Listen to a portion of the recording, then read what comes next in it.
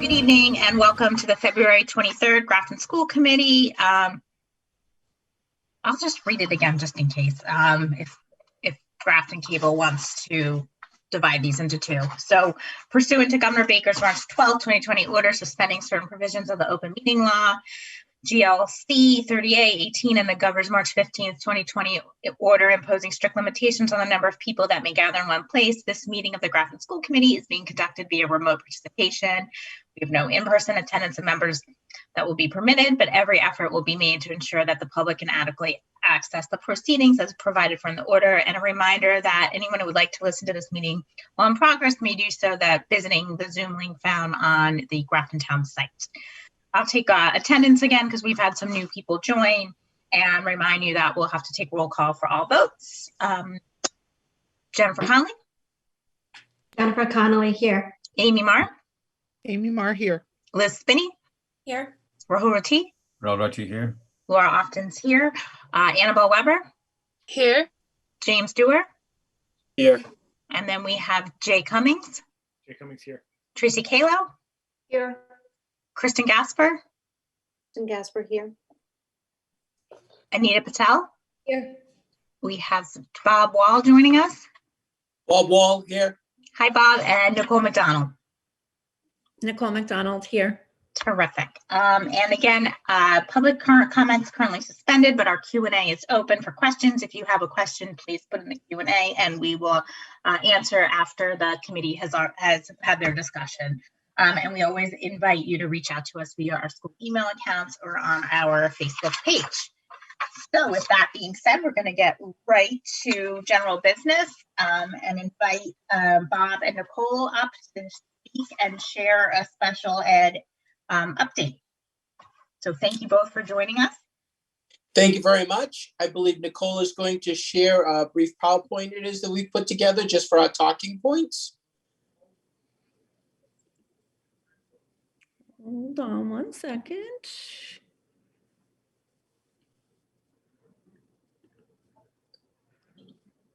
Of course, it's you would think that I would be super skilled at this by now. No, I just had to panic, Nicole, because we didn't get to practice because we had our hearing and normally we would practice. So take your time and Oh my gosh.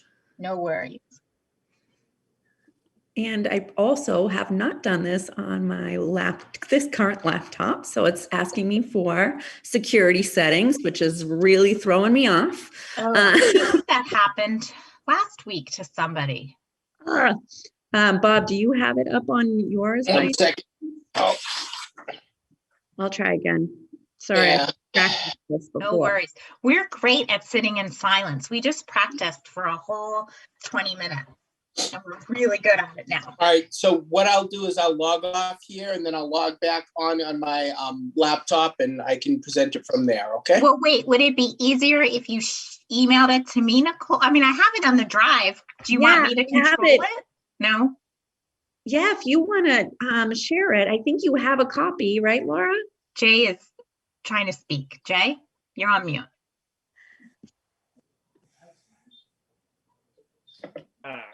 Give me a second. What the committee has is a PDF and it's not the most updated one.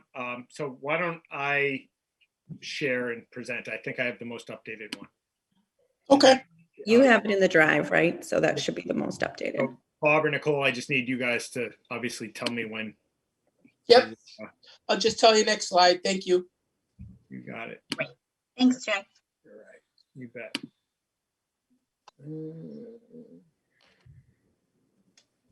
Okay. There it is. Thank you very much.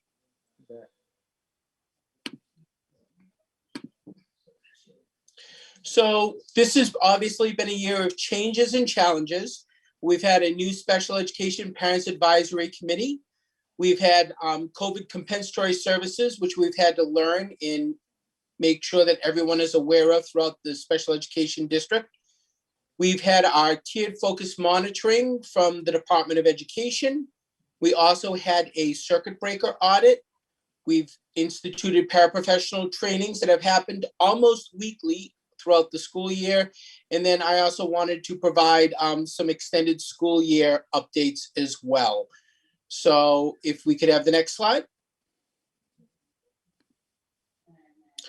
So this year we've welcomed new CPAC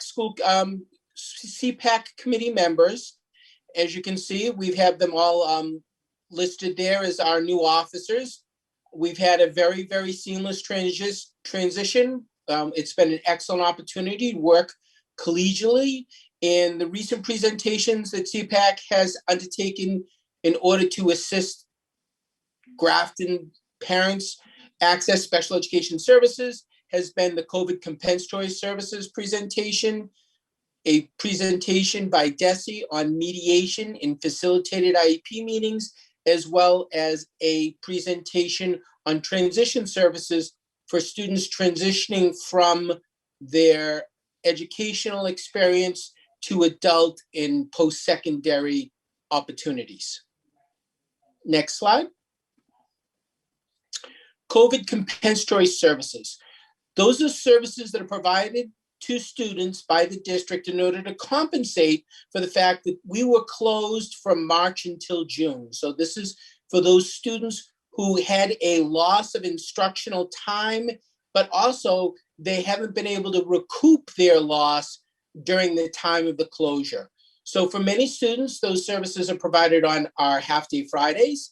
Some students also receive those COVID comp services during an instructional day, or some of those students are going to be receiving those services over the summer. Parents were initially informed in a district-wide email, and then we've also had special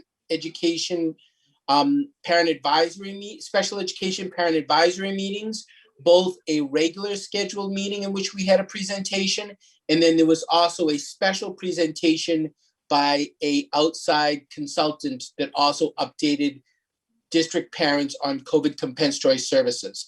And then obviously, we are required to discuss this at each and every special education meeting when we have an annual review or a reevaluation, and that has been ongoing throughout the year. Next slide, please. Tiered focus monitoring. Every 5 years, the Department of Education does what we call the tiered focus monitoring. And then based on an initial look at our records, they make a determination of what level of focus monitoring it is that needs to be conducted. We came through our initial self-assessment very, very well. We were able to demonstrate that we're in compliance with a vast amount of DESE required expectations. There were a few things that we needed just to update some additional documents. Currently, we're conducting the record collection for our in-person review, which will be conducted in April of 2021. At that time, DESE is actually going to have an on-site team to review the records of some selected students across various placements in buildings, as well as disabilities throughout the district. And they will then give us a report on their findings prior to their exit at the end of that week. As I mentioned earlier, the feedback from DESE so far has been very, very positive, and there will be a parent survey going out. It says April there, but actually that's inaccurate. It's the parent survey will be going out in March. My apologies. There'll be more to come on the special education parent survey. We will be DESE has asked that we utilize a part of our March special education parent advisory meeting time to actually talk about the special education survey in the tiered focus monitoring. Next slide, please. So circuit breaker audit. Every year, the Department of Education provides additional monies for students that have large special education costs. In order to apply for that money, what we need to do is provide them copies of our IEPs, and then also provide the financial backing support in order to let them know the basis on which it is that we're making this request. That information all has to be compiled, and then on occasion, every 5 or so years, they'll do an audit. Since we have a brand new circuit breaker team, Myself, Rose, and Gail, this was the first year that we as a team submitted Circuit Breaker. They chose this year to audit us, so we hit the lottery this year. We had both a Circuit Breaker audit and we're in the midst of a tiered focus monitoring, which is rather unusual. However, this is what we need to do. So we're involved in compiling records and submitting them to the state for review and revisions. This was all done remotely this year, which made an incredible amount of work. However, our work was, again, very positive reviews with only minor revisions.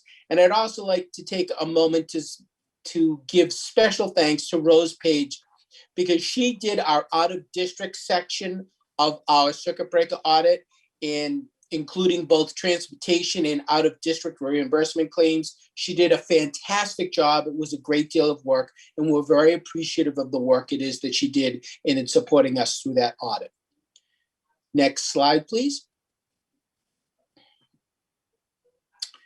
So I'd like to pause for a moment and give special thanks for the people who have supported us through our COVID compensatory services, tiered focus monitoring, and Circuit Breaker audit. Our team chairs, Melissa Johnson, James Mason, Jane Mason, Kelly Kula, Tracy McCabe, Kelly DeCare, Megan Babineau, and Sean Langevin, as well as Gail Reardon and Marita Steinmetz. All of them worked very, very hard in collecting and preparing the documentation for all of this work, which was above and beyond what happens in a typical school year. So I wanted to make sure that I gave them a very special thank you. They worked very, very hard in supporting us in these endeavors, and this was work that was very much appreciated. Next slide, please. And now you've heard enough of my voice for a little while. I'm going to turn it over to Nicole so that she can give you a paraprofessional training update. Nicole? Yeah, perfect. So with regard to our paraprofessional training, we certainly in March really wanted to explore some, with the closure, explore some online type training with our paraprofessionals. So we did back in March, April, institute the Paraeducator online training platform through Master Teacher. And with that luck, we continued to use that well into the fall.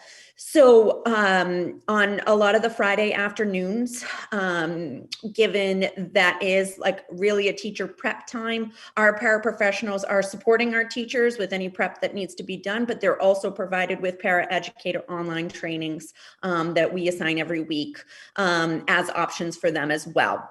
So the Paraeducator online platform has a number of training options.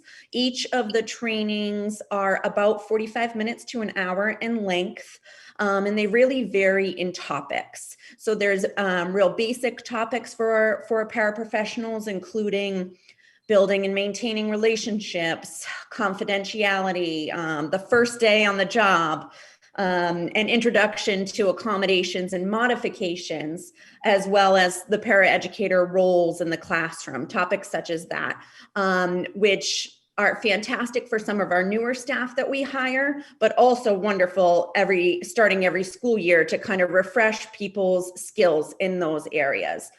And then it really varies all the way up to supporting instruction in reading, math, and writing, providing personal and physical supports to students with physical disabilities, helping students work through anxiety, specific trainings on autism spectrum disorder, or working with students who are deaf or hard of hearing. So it really gets into much more specific and in-depth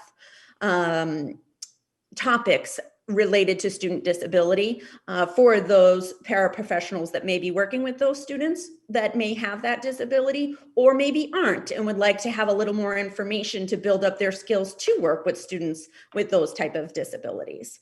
It also has some tech related trainings, which are lovely, especially with some of our paraprofessionals that work with students remotely. So it has, using video conferencing and distance learning, or keeping students' data private, just specific technology ones that Paraeducator online platform really honed in on, I think mainly because of the school closure. So far it's been a good resource for us, especially hitting all different age ranges, all different job roles for a paraprofessional.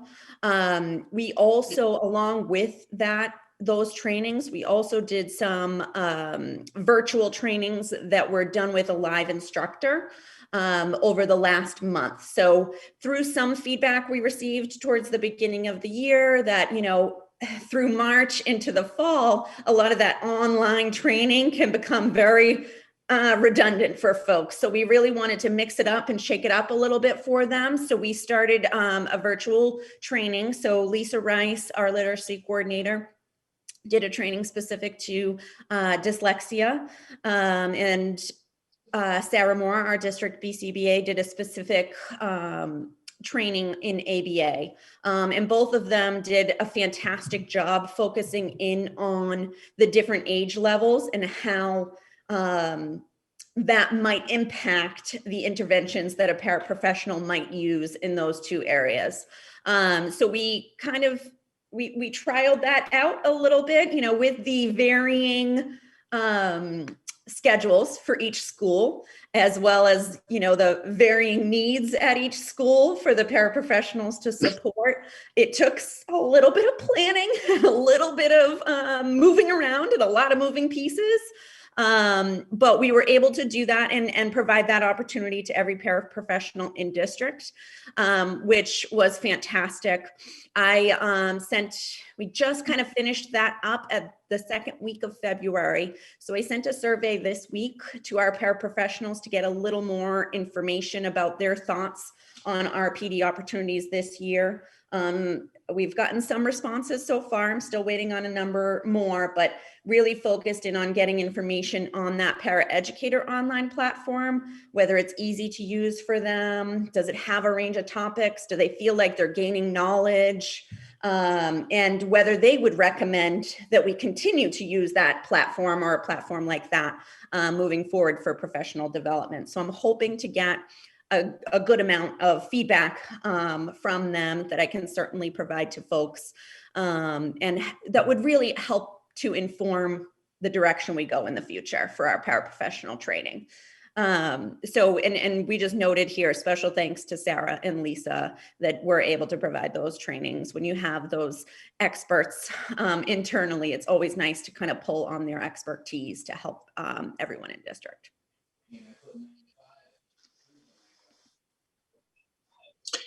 So then briefly, with extended school year, again, we're in the middle of doing that planning. That's being organized by our ESY coordinator, Lisa Rice. We have participation surveys that will be going out electronically this year to make responses easy for parents. We'll be following up for those parents that don't respond, as we have followed up in the past when we've done our mailings. We are planning for full in-person traditional ESY programming this year, and we have already begun our staff recruitment for our ESY program. So again, this year has been a very, very challenging year. So we just want to thank everyone, our special education staff, teachers, related service providers, paraprofessionals, as well as our general education and parents as teacher partners. This is not the year that we asked for, but you've really risen to the unique challenges, the tasks, and continue to do so in extraordinary ways for our students. So we just really want to thank you for all of your efforts on the behalf of the students of Grafton. And at that time, if there are any questions, Nicole and I will be glad to answer any questions that you might have. Terrific. Thank you so much, Bob, and thank you and Nicole for all the work that you have done this year as well. We really appreciate you. I'll open it up to questions from the committee. Amy? Hi, Bob and Nicole. Welcome back. Hi, Thank you Amy. for coming tonight. You guys are doing such great work. I'm so excited to hear all about the paraprofessional training component. Nicole knows I'm a big fan. this is a question that I had written down for myself, but it was also asked by some of the audience. So I'm going to go ahead and ask it. My understanding is that training for the paraprofessionals is not required. Is that correct? So depending on the situation, so there are certainly times where we've utilized paraprofessionals to support some of our teachers and supporting some of that hybrid remote. So like Bob discussed when he discussed COVID compensatory services, we have a number of paraprofessionals that are a part of that COVID compensatory services on Friday afternoons. So they're actually with students for a good majority of that time. So we were able to offer trainings for those paraprofessionals that are working with students through those Friday afternoons. So other paraprofessionals are pulled to cover those paraprofessionals. So there's a lot of moving pieces. We've also, like any staff members, they can also take their benefit time on their Friday afternoons. We also have a lot of paraprofessionals that work so closely and so close-knit with special education teachers that a lot of consultation also will happen on those Friday afternoons. So unfortunately, those 3.5-ish hours, including lunch and everything else, doesn't lend to them always participating in paraprofessional opportunities. The opportunities are outlined for them every single week, and they work with their principals on who is doing what on each week. If I may also add, if there's a specific behavior or need that a student requires or the para requires for training, we do make arrangements for that, and that could be outside of that 3.5 hours on Friday afternoon. Right. Okay, thank you. And I had a question about the audits, and I might have missed this, Bob, so I apologize, but about how often does that happen? You said, you make it sound like it's, like a once in a decade. It's once every 5 years typically, but we just happen to, we're in the tiered focus monitoring is an audit cycle. So our number came up from the audit cycle. In typical times, we would have finished it up last year. It's just that unfortunately with our current situation, it ended up getting extended into the spring of this year. As far as the circuit breaker audit goes, typically they like to audit when you get outside of 5 years, then you kind of, get audited. It's just one of those things to just check into the practices. They also typically audit districts that have had a turnover in personnel. So we hit the lottery there as well. We actually met both of the criteria. So there you go. And it just happened coincidentally both to be in the same year. So, woo, lucky us. So you can't leave. That's basically what you're saying. No leaving. That's right. Amy. Thank you so much. I really appreciate you guys coming in. You guys are doing such a good job. And, I really can't say thank you enough. You guys are in the trenches every day. And, as difficult as it is for parents and as difficult as it is for the kids, I know how difficult it is for you and your staff and the paras and everybody. But you guys are doing such a great job. And I can't wait until we come out on the other side and we can meet in person and shake hands and really give you guys credit for all of your hard work. So thank you very much. Well, Nicole is a phenomenal resource. She really is. She has a really unique set of skills that you just don't see. So that really has been extraordinarily helpful. But we have an amazing team here at Grafton. And people say that and everything, but I have to tell you, I've been other places. Grafton is a very special place where I am extraordinarily fortunate to be here. Agreed. Not that I'm wonderful, but that's it. She'll agree to that later. Don't worry. Any other questions from the committee? I actually have a question also, and I agree that you're both wonderful. My question is for the COVID compensatory services, that was based on last spring's closings, right? So do you think that will continue next year when kids come back? Was there any kind of assessment on if they need it, or is it too soon to tell? So when we talk about COVID compensatory services, that is specific to the closure from the March to June timeframe. Okay. So additional compensatory services might be required if the district is remiss in providing any services. However, as far as student progress, what will happen is that when students return to full in person, we've had some students that have had their reevaluations paused, which means that we've continued to qualify them for special education services, but we haven't been able to do a full assessment to determine the amount of progress it is that they've made. For other students, we have been able to do those assessments and have been able to ascertain the progress that they're making and update their IEP. So their updates will continue to be updated based on their current level of progress. The COVID compensatory services was specifically to help support those students who missed out on services during the closure. Gotcha. Okay. Thank you. That makes sense. Absolutely. And one other, I guess it's just more of a comment. I loved hearing about the training for the paraprofessionals. I know that had come up in the past, and it was great to see this being addressed, particularly in a challenging year, but I know that was planned even prior before COVID. So thank you so much. I'll be anxious to see some of the results of the survey if you don't mind forwarding to us that information. I can definitely share that with you guys. And I think Kristen Gasper and I have talked a lot about how best to utilize training for paraprofessionals, specifically talks about like orientation and how we orient new staff to working with students, because even now we're hiring paraprofessionals that are coming in and are having to, get some training, but the school year has already started. So it's it's a real challenge on how we develop and orient them to their job and what they need to be doing. So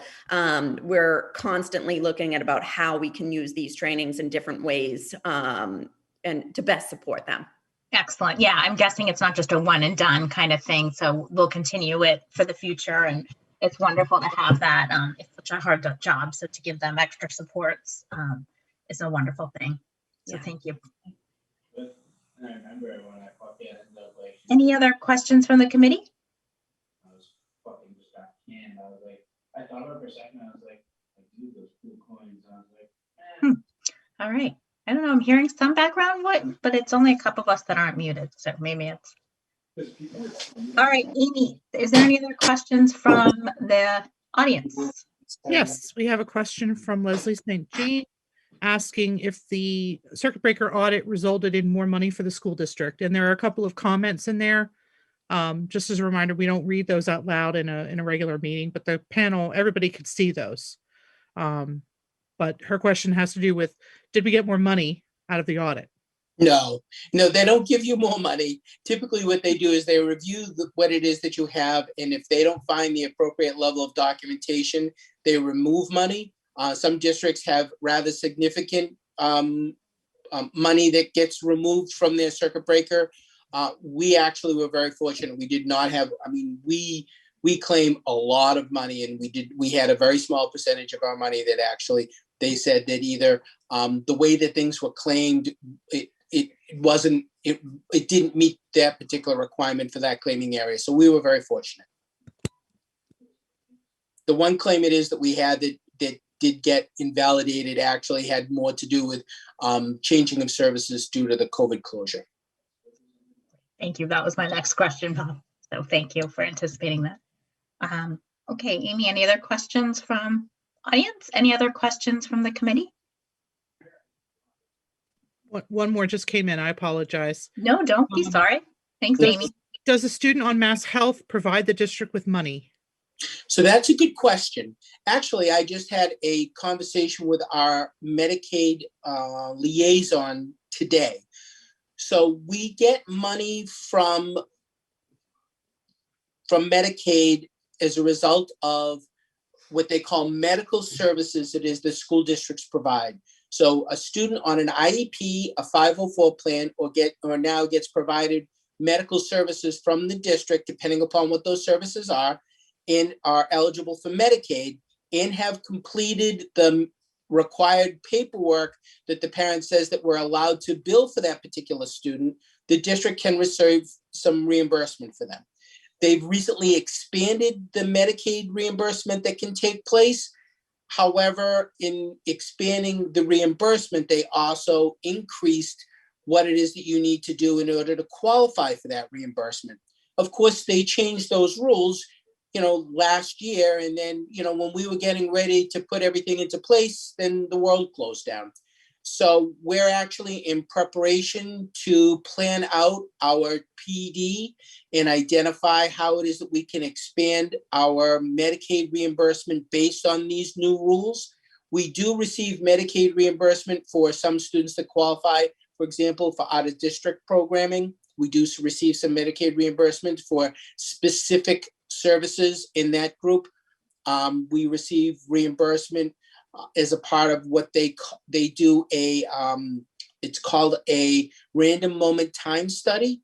So people it is that qualify in an area that's considered Medicaid related, they have to fill out a questionnaire of the actions it is that they took over the course of 15 minutes, and it's in a random moment of a day.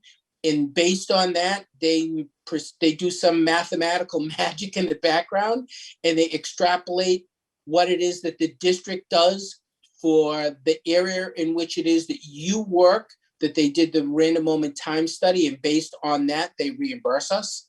So we do receive some federal monies for Medicaid reimbursement. We are working on increasing the reimbursement it is that we receive from that Medicaid program. I literally had the conversation with Jessica from UMass today.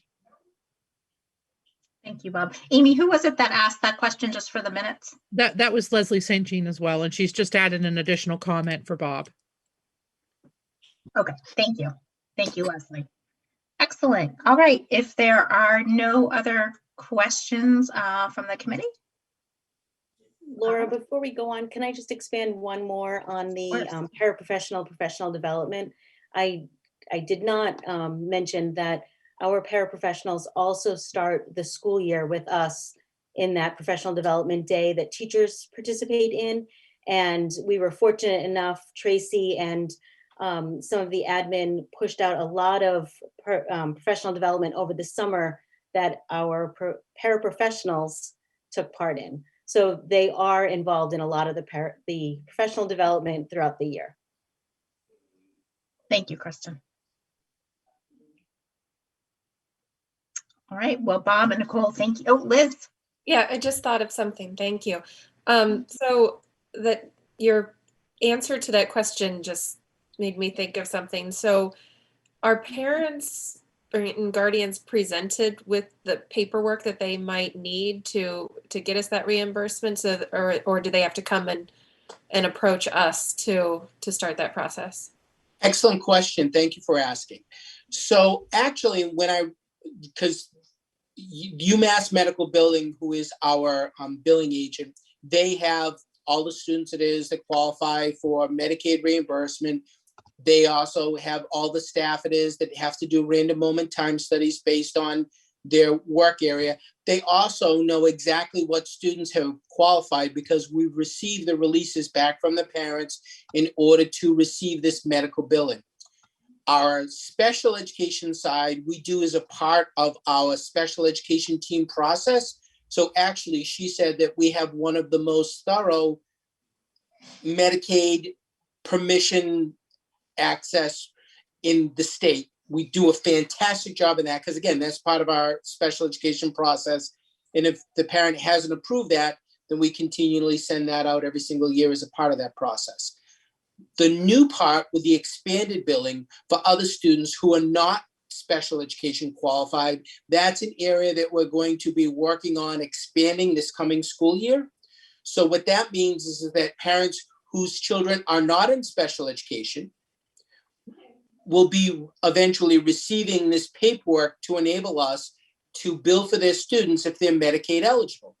And there's explanations around the fact that this has no impact on their insurance, and it's no money it is that comes out of either their pocket. It's not a requirement for services. Services are still required to be provided free by the district. This is a program from the federal government that reimburses the local school district in the town. So we are going to be working on how it is that we disseminate that paperwork so that we can expand our Medicaid billing so that if a student sees a school psychologist or a school adjustment counselor because they've run into some issues, then we can get billing for that. We have a student maybe who is receiving some services in an occupational therapy because they've developed some weakness, and so they need some additional support in the school during the school day. Then we can get reimbursement for that. So that's how it is that we would expand that process. And right now, that really is focused on our non-special education population. So there'll be more to come there. Thank you. Amy, any other questions? I saw one more, but I didn't read it. Okay. All right. Well, Bob and Nicole, I want to thank you both very much for coming. It's great to see you, as Amy mentioned. We're always happy to have you, and we look forward to hearing more as we get the data back. So thank you both so much, and I'm really glad to hear about summer programming too. That's going to be in person again. So that's great. So thank Agreed. you both. Thank you. Great Thank night. you for the opportunity to speak with you. Thank you very much. Okay. And next we will hear a district update. Not much going on, huh, Jay? No, it was a boring day today. Boring day today. All right, so I wanted to start with just a thank you to our custodial and maintenance staff. At the last meeting, I talked about our great nursing staff. I wanted today just take a minute to recognize the great staff we have that's responsible for all of the ongoing cleaning and health protocols done in close partnership with our nursing staff, and that's our custodial and maintenance team. They've been incredibly responsive since back in the spring, very flexible. They're constantly being called upon to move furniture, continue all the cleaning protocols, deal with individualized student issues.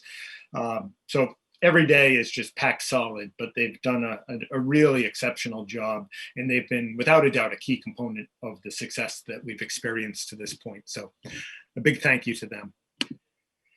In terms of COVID, we are seeing statewide, but certainly in Grafton and in the school district, we're seeing a decrease in the numbers. We had 0 new cases today. I don't want to get too far ahead of myself, which I think it's easy to do, and just say, start to think that like COVID's gone away and let our guard down. We certainly haven't done that. And it's a very small sample in terms of the decrease, but that's positive. We're moving in a good direction, and hopefully, obviously, that keeps up. I've shifted, as you know, I shifted the letter. Instead of it going out almost daily about positive cases, I update the dashboard daily, but I'm going to send the letter every Friday. So we'll go Friday to Friday in terms of listing all the cases in the schools, and we'll have the dashboard updated basically as a live document. I was hoping to have more information about vaccinations. There's absolutely no information that I've received or the leadership team has received that wouldn't be known to the public already. So we're at the 65-year-old stage now. The next phase is the K-12 workers and some other essential groups that are identified, but there has been no release of information beyond that. You may have seen, I know I shared with the school committee, but the public may have seen that that DESE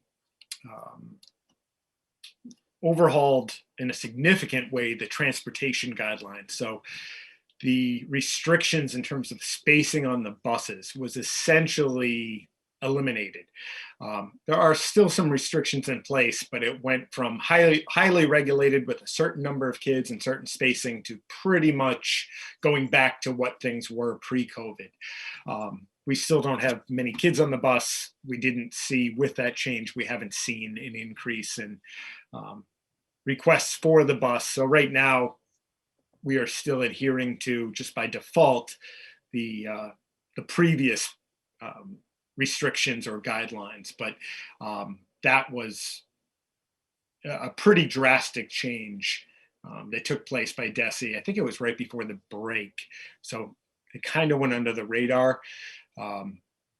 and I'll talk about it in a second, but it was when we saw the transportation guidelines change so dramatically that we were able to, it wasn't rocket science, put 2 and 2 together with all the narrative about a return to school and start working on plans. So we've talked about this with the school committee in past weeks, but that was a good indication that the state would be looking to push a return of some kind this year.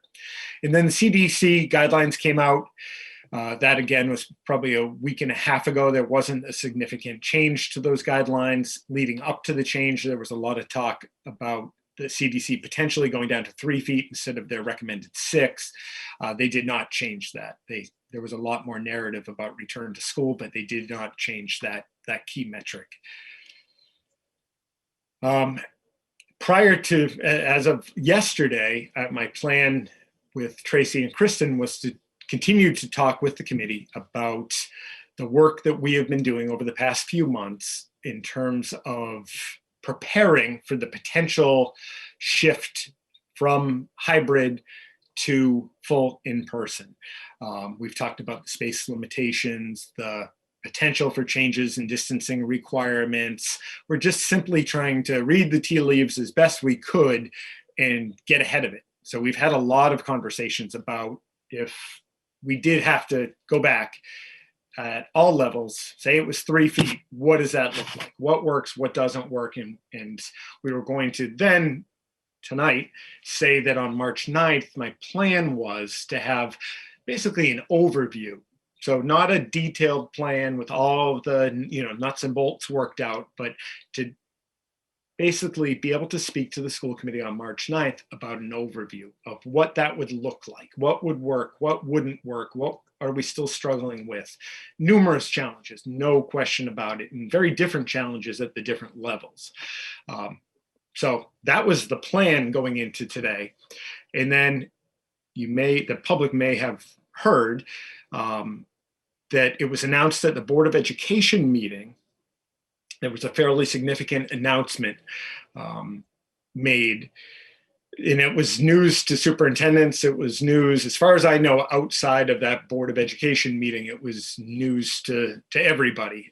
Typically, the way it is worked historically since COVID started, if there was going to be big news or a big impact change occurring, there would typically be a meeting between DESE, the Commissioner of Education, and the superintendents. They would go over the generalities of what was to come, and we could at least get our thoughts together before that was released publicly. It could be the same day, it could be the day before. Today, there was simply zero notice. I had actually reached out to the entire staff to let them know that I was going to continue to talk about the potential for return, just the potential. So I put that out at like 11 o'clock this morning, and by 11:30 that meeting ended, and you saw it reported on in the news, over Twitter, etc. That news is the foundational piece of the news is an initial goal set by DESE and the state of having all elementary students return to in-person 5 days a week. And it was initially, they've gone back and forth on this, but by April, which obviously would be, the very beginning of April, end of March, and it was also reported as being in April, and people could see that as maybe the last week in April, maybe the last day in April, maybe mid-April. That hasn't been defined yet. As I said, this was completely new news to us. So we've been scrambling with everybody else, trying to figure out what it really means, what's reported on versus what's actually being said and mandated. So we've been kind of working to unpack it all day.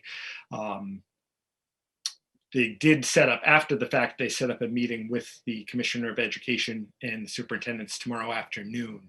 I'm very confident that at that meeting, more details will be released to us, and we'll have more information to work with. They did state in the governor's press conference that the Remote Learning Academy would be allowed to continue through the remainder of the year. And as I already mentioned, they're going to have that call tomorrow afternoon. So this was huge news for us. I'll jump to the last thing and then I can take any questions that people have. So the end of vacation week, so I guess it was Thursday or Friday, we were cited, or not cited, we were flagged, I guess. I don't know what the actual term is, but we'll use the term flagged by DESE, where you may recall a few months ago, every few months they've done a survey where every district in the state has to report on certain data.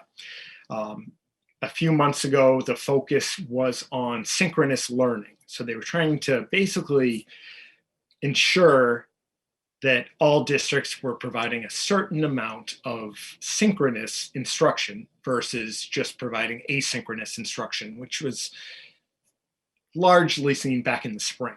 From day one, we haven't been doing that. We've been at the forefront of synchronous instruction. So we passed that check, if you will, with flying colors.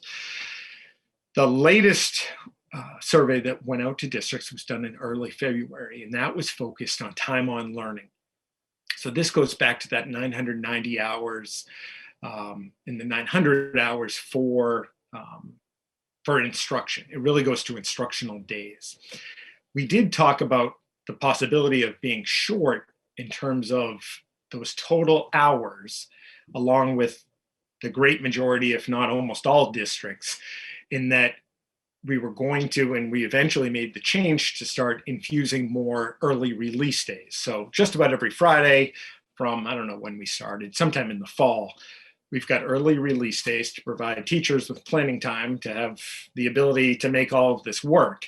But as soon as you have more of those early release days, obviously you have fewer hours of instruction, and you come closer to not meeting that mandate.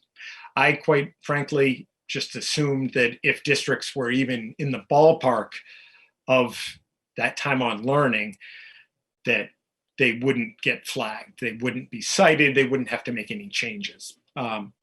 It was, I wouldn't say a risk, but we knew it could happen. So sure enough, I was surprised by it, but we were found to be, initially at least, 8 hours short in terms of time on learning. So that was from February to the end of the year. We had to basically find 8 hours. Now, as par for the course, districts, it's not always straightforward. I've reached out to DESE to ask follow-up questions, make sure our data is correct, and make sure they're reading what we entered correctly, et cetera. So they haven't got back to me yet. I do expect to hear back from them and have it confirmed or modified, whatever, to know what we're looking at going forward by the end of the week. So if we are short the 8 hours, I will most likely be recommending to the school committee in March 9th that we'd make some calendar modifications. It's not set in stone because I don't even have that confirmation from DESE yet, but so this is looking ahead with a few unknowns still. But if that is the case, I would most likely be recommending that we move 3 of the days that are slated to be early release Fridays and make them full days. That would give us an additional 9 hours in total. You take out the lunch and we've got 8 hours of additional time. So if the initial finding holds to be true, and basically it's essentially an appeal that I'm making. If that's rejected and we need to make up 8 hours, I will work with them before March 9th, them being the state, and make sure that the plan, and if it is those 3 early release days become full days, that meets the criteria. I obviously don't want to recommend any changes and then find out down the road that we're still 2 hours short or something. I do fully believe that if all of that is the case, that the 3 half-day plan would work. I would most likely recommend a day in April, maybe the day before April break, and then 2 days in June. A factor in that nothing is easy this year, is if we were to do that, we've got to be very cognizant of MCAS. MCAS is a massive, it's casting a large shadow on a lot of our planning. we'll talk in a little bit about if we're back by the beginning of April. MCAS is slated to start at the beginning of April. At the secondary level, we could go into June. We will go into June with MCAS. And we don't have, if we do have to bring RLA students back into the building, one option could be using the afternoons on the Fridays where we don't already have a school full of kids. Obviously, if we've got to now change the calendar in any way on top of the MCAS stuff, on top of all the changes imposed upon us today, it's a lot. We have a lot going on. And I'll stop talking there and I can answer whatever questions anybody has. Thank you, Jay. Liz. Thank you, Dr. Cummings. My first question is just, and maybe since this just came out today, it still needs some clarification, but I just wanted clarification as to where things stand right now with the proposed April, sending kids K through 5. It's just K through 5, right? That they haven't defined that either. They haven't. Thank you for asking. They've consistently said elementary to this point.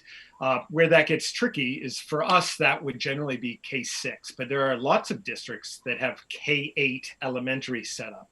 There are other districts that go K4 even, often K5, and they have 6 through 8 is middle school. I want to be clear that, just to add on to that, that the focus is definitely on elementary at this point. It gets significantly harder for the state to do this at the middle school level, and even harder at the high school level. There are a bunch of factors that come into play that don't exist at the elementary level. So I think the knee-jerk reaction, I got a lot of emails today, a lot of panic, thinking that everybody's going to have to go back, super soon, and it's going to be the entire district at once. Right now before us is very much, while we're going to look at middle and look at high school, our 95% of our focus is on elementary.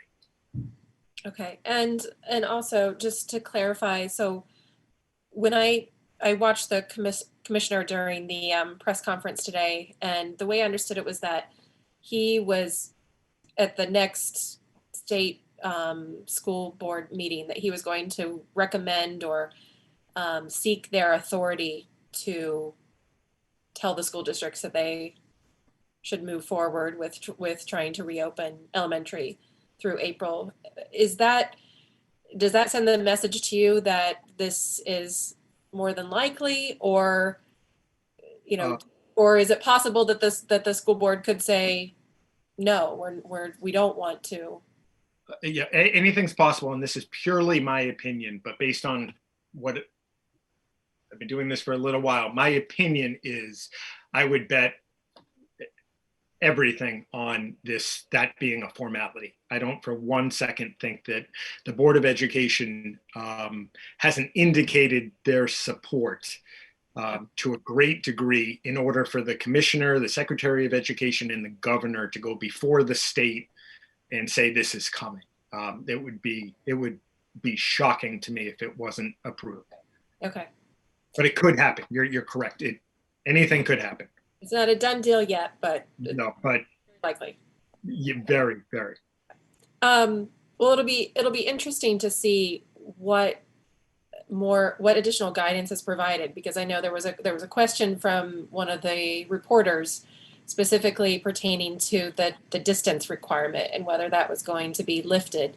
And at least as of today, it didn't sound like it was, that we're still going to keep recommending 3 to 6. And I think the commissioner's response was, well, we'll work with each district who has a problem with that and who can't meet that. And I thought, well, what would that entail?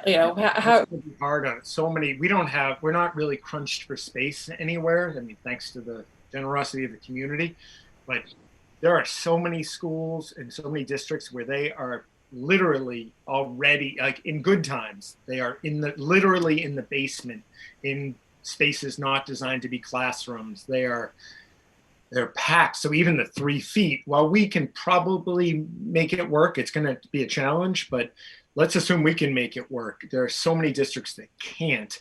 And a real challenge is when you double that and go to 6 feet. That won't, I don't see that changing. 6 feet for any kind of eating, so lunch. 6 feet is tough. I think we are going to be able to make it work, but we'd have to use classroom space. We'd have to also use the cafeteria. It would be, as I say this a million times a day, but trying to think of it big picture, it's one thing to think about all the challenges that we face in Grafton. You know, you apply the same spacing requirements in the urban settings. It's where they're not even. Well, let me jump ahead. So many urban districts aren't even back to hybrid, and those that are, it's a far cry from what we are doing. I think that's where you'll have to see some waivers. They talked about waivers. I think a couple of maybe it was the commissioner brought up the idea of waivers. I don't for 1 second think a district like Grafton is getting a waiver. The waivers, if they're provided, would provide additional time and maybe a lessening of the requirement for urban districts that aren't even back at all right now. So that's my thinking. Thank you.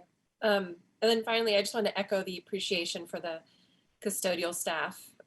We couldn't have our kids back in school without all of their hard work, and I haven't said that enough. So I just want to get the chance to say that I really appreciate everything they've done as well. So thank you. Thank you. For now. Thanks, Liz. Any other questions from the committee? Rahul? Jay, talking about MCAS, how sure are we that we will have MCAS this year?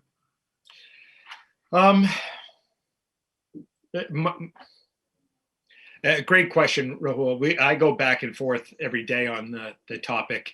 In a very generalized sense, all states are incredibly dependent on the federal monies that are associated with it.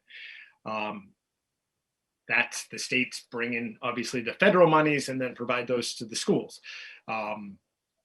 That's a huge driver. There's just no way around that. I did see an article. I wish I could remember where exactly I saw it, but I saw something this morning saying that the federal government at most was looking to, at most, allow states to potentially delay, but this year, so delaying from April to May or something. But there is no federal plan to waive the requirements for testing this year. So and again, I can't even cite where I saw that, but that tells me that the federal government isn't changing course on that. Yesterday, I was talking to Kevin Carney, who's one of our assistant principals at the high school. He is taking the lead and has done a beautiful job doing so about all things MCAS at the high school level. And we were going through how to make it work with RLA and the calendar and the schedule and the Fridays and everything else. And we kept going back to it's so challenging. I mean, in the end, we'll make it work, but we can barely make it work. So we had a hard time wrapping our heads around, again, how a Worcester, how a large urban district would be able to do that when they have just a fraction of their students. Like oftentimes they're students with significant special needs only attending in person. So if they're going to do all of that MCAS testing in person and coordinate all of those logistics, the transportation, et cetera, it's hard to believe they're going to be able to pull it off. So those are the two things I go back and forth on. Federal pressure and the need for the funds juxtaposed with the realities. So I don't know, Rahul. I wish I did. But if I had to bet, I'd say we're having MCAS. Okay. Yeah. Well, hopefully we come to know about it soon. Yeah. Oh, I've said that every day. Yeah. Amy? So an MCAS question, because it's our favorite thing. Is there a penalty to districts if individual, like, for example, let's say all of our RLA kids or a significant portion of the RLA kids opted out Yep. of MCAS, which parents can do that, correct? They can Sure. Yep. opt out and say, my kid's not participating this year. is there any penalty to districts? Is there like a minimum number of students that have to be tested or anything like that? Not that I know of. I think a district would get in trouble, and maybe the funding could be. I'm making this up, Amy, but I think it's a pretty safe bet that if a district was trying to promote that, like, we had a campaign to have everybody opt out and was pushing that narrative, I don't think that would go over well. But shy of districts doing that, there is no number, there's no minimum that I'm aware of.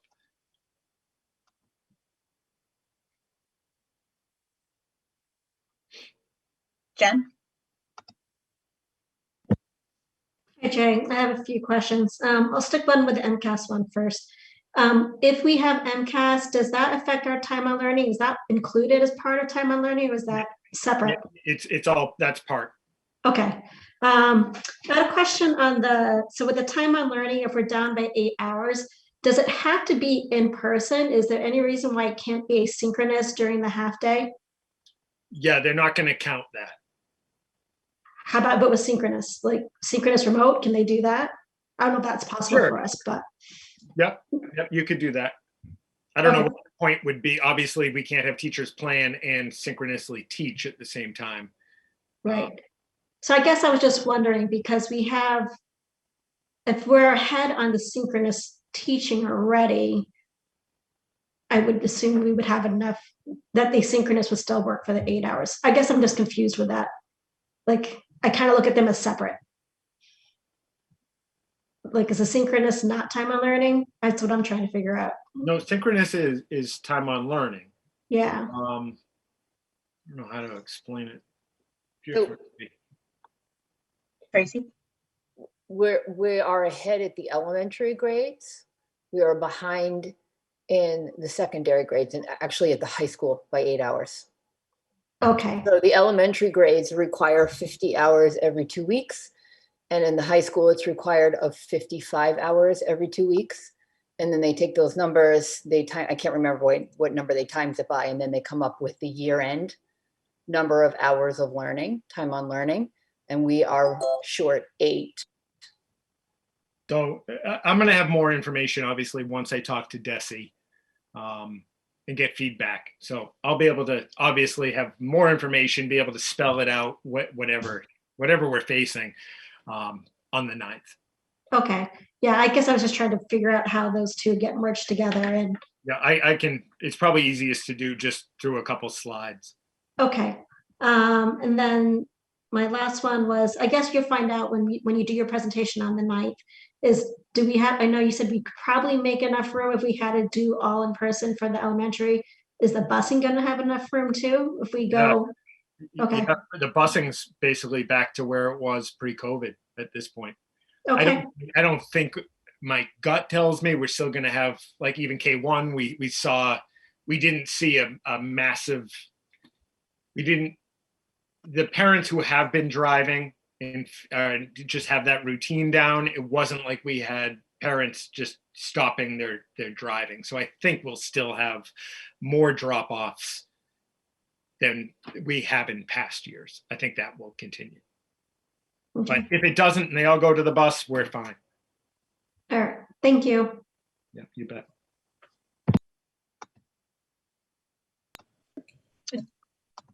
Liz, you're off my 5 screen. Yeah, thanks for scrolling. Any update on spring sports? So fall 2 started. So we've got football already going. I think maybe Annabelle or James can jump in. We have volleyball starting maybe later this week, soon anyhow, and we have unified basketball starting next week. I think those are the fall 2 sports. Track, indoor track, they initially had in the fall 2. They decided league-wide just doing the indoor track just really wasn't going to work. So the plan is to not have them in the fall 2, have it be the spring season only. And they're going to start that spring season early, either March 15th or April 1st, to get a 3 or 4 week longer spring track season. And so we'll see how fall 2 goes. And then that's going to obviously lead into our spring season. Okay, thanks. All right. I have a couple of questions. So I guess first is my comment is that I'm a little disappointed in how things, not with Grafton, about how Desi handled and the commissioner and the governor handled things today. I really didn't think it was appropriate to find out. I found out via Twitter today. I think they did a disservice to our superintendents who've been working so hard throughout all of this. And I'm sure that there's a lot of people in the education arena right now. I feel like they just keep changing the rules on us. We've been doing a wonderful job, and I can't stress that enough. I mean, I've had districts calling me, school committee members from other districts consistently calling me to find out how is Grafton doing what we're doing. We're doing a great job for the people that are out there with our time in school and synchronous learning. And I can't stress that enough. So when you hear that we're 8 short, that's disappointing. I don't regret the move that we made to help our teachers. I've heard it over and over again, how much that has helped our teachers. And I think we felt reasonably confident that Desi would understand and respect that decision. And I feel like the rules just are consistently being changed in the game. And it's been a long year. So I want to reiterate again the great job that this district is doing and how proud I am to be a very, very small part of it, and how grateful I am to all of you for your hard work. That being said, I also heard rumors this morning a little bit about bringing back kind of some of the arts, the music programs versus the sports. I know we're lucky in our district. I read that they're looking for hopefully a spring musical at the high school, but have you heard anything regarding chorus or anything that's been changed on those? I think Jim probably mentioned it, and I think you just touched on it, Laura, that he's been working closely with the drama department on doing some kind of outdoor performances, and they're working through that, which is great. Chorus is interesting. I can't remember. Every day feels like a month, but probably a week and a half ago, myself, Peter Singley, a few other people were having communication about advocating for chorus, that nobody had really heard too much about it. Right. So maybe just like 2 days after that group email discussion was going on, we had a commissioner call. During the call, he spoke about that very day, again, roughly 2 weeks ago, maybe a week and a half. The state had put to the health advisory committee, it's probably not the right term, but to the health professionals, a proposal to start opening up chorus, K-12. To some degree, I didn't see the plan, but they had a plan that was put forth. The plan was not put through. It was rejected for some reason, which isn't too uncommon in the state, therefore has to go back and make accommodations. So again, this was maybe a week and a half ago. The commissioner said that while it wasn't accepted, they are in the process at that time of making changes and getting ready to resubmit. So I assume that is either being done or has been done. So I'd expect hopefully some positive news on that in the near future. Great, thank you. It may come up tomorrow. Thanks so much. And can you just, I think there's still some confusion about going back to school. And I think what the answer was, I'll reiterate maybe, and you can tell me if I'm wrong. The answer is we don't know yet. You're going to find out more, hopefully tomorrow. You're still planning to come back on the 9th with a more in detailed plan, at least from K to 5th potentially.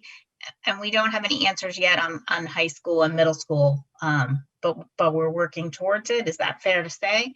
I think that's fair to say. I think it is important there's no doubt in my mind that the state is pushing for elementary, I'm going to guess K-6, return in Grafton by or in April to full in person. We would still keep RLA as an option.